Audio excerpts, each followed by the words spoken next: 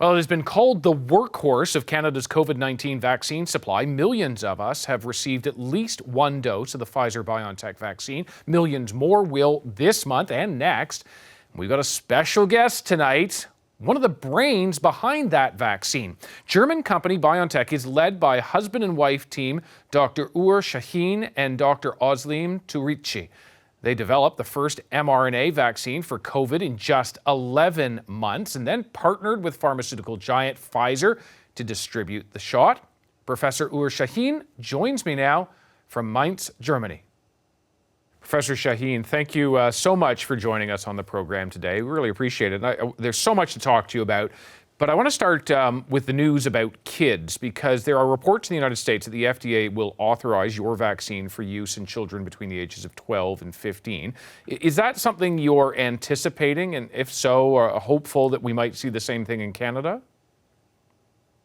Yeah, we anticipate that, of course. So the study was performed and showed safety in this age population and excellent efficacy. And based on the data, we are confident that the data could address the demands of the FDA. And I want to ask about pregnant women as well. You know, of course, we have our own advice, but you actually created this vaccine. What is the message you have to women who are pregnant about taking the Pfizer-BioNTech vaccine, and in what trimester? Yes, so we are at the moment still doing a clinical trial to assess the safety of our vaccine in pregnant women. We had pregnant women in our clinical trial, and there are now also publications showing that the vaccine is safe in pregnant women, and there is no indication for increased risk of birth. But we have to see that this data are still early data.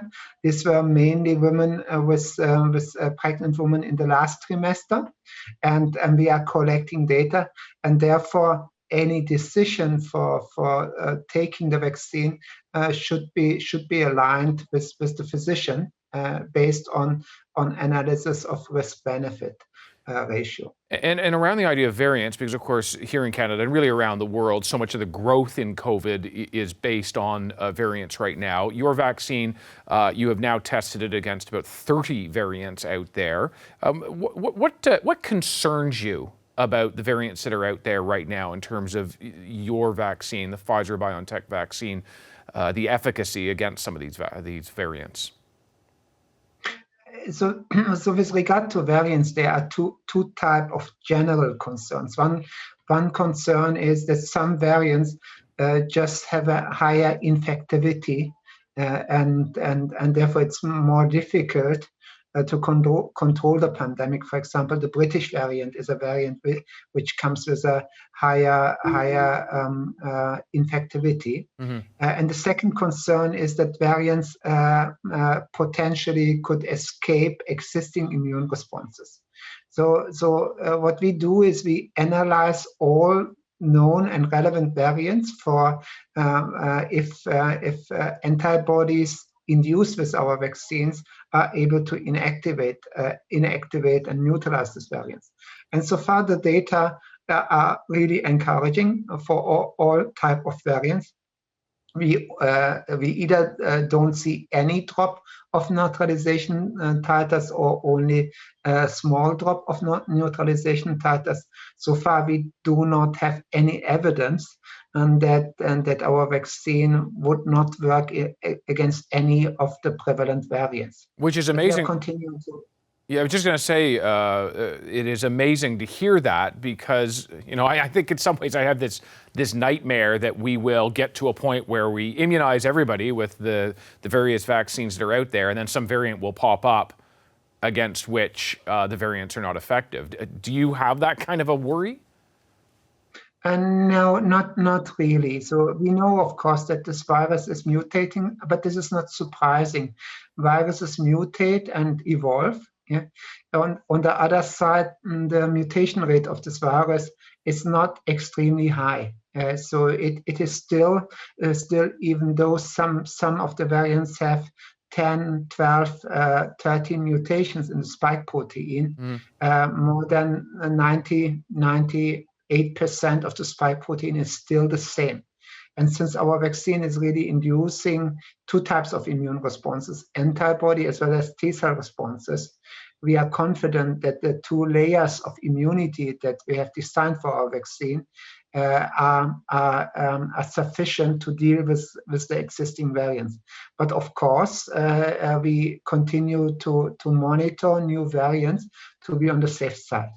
I want to ask you about mixing vaccines because, as you may know, Canada has approved the Pfizer and the Moderna vaccines, the Pfizer, BioNTech, your vaccine, but has also approved the viral vector vaccines, the AstraZeneca and the Johnson & Johnson, and there are some blood clot concerns, as of course you would be well aware of. Some Canadians who've got the AstraZeneca to this point might be concerned and are hearing sort of conflicting information at times and, might want instead to get an mRNA vaccine. What is your thought on mixing of vaccines, particularly having a second dose with Pfizer-BioNTech if you didn't have it as your first dose? Yeah, so first of all, we can address the question in two ways. So as a question from the company side, we don't have data for that.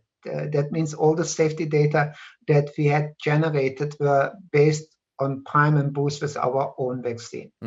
As an immunologist, one would expect that an existing immune response of a preformed immune response with a vaccine or with a disease can be boosted with mRNA. So we have evidence, for example, that patients who had COVID-19,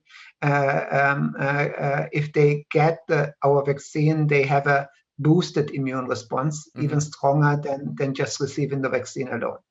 And the decision at the end of the day is a decision of the health institutions. So it is, for example, in UK, this is more or less daily standard, and that people who received the AstraZeneca vaccine could get as a second boost the BioNTech vaccine. And there are now more and more data coming together and showing that this type of prime boost approach works. But of course, we can't recommend that. It is a decision of the health institutions. Can I ask if you've been immunized yet? Yes, I am immunized. You are, okay. Vaccine. And when did you get that shot?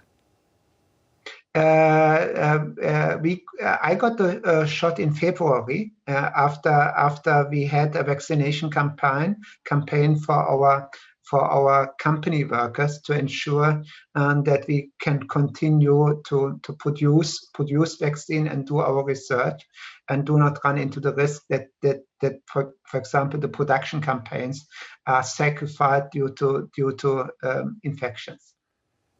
Professor Şahin, I want to wrap up by just asking you, I'm looking at you in your apartment in Germany, and I know you and your wife together have created this vaccine that has gone into millions, hundreds of millions of arms right now, millions in this country, in Canada, millions more to come. Do you have a sense of what you've done, what you've saved, who you've impacted?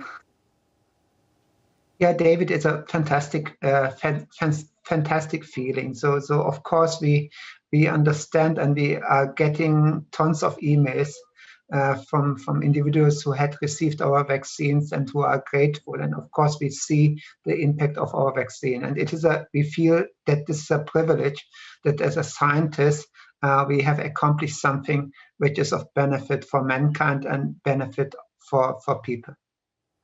Well, it's amazing work. Congratulations to you and to your wife, who founded this company not all that long ago, all things considered, have 500 patents to your name plus now, and have done incredible work in the face of this pandemic. Thank you so much for spending some time with us. Thank you, David. It was a pleasure. Thanks.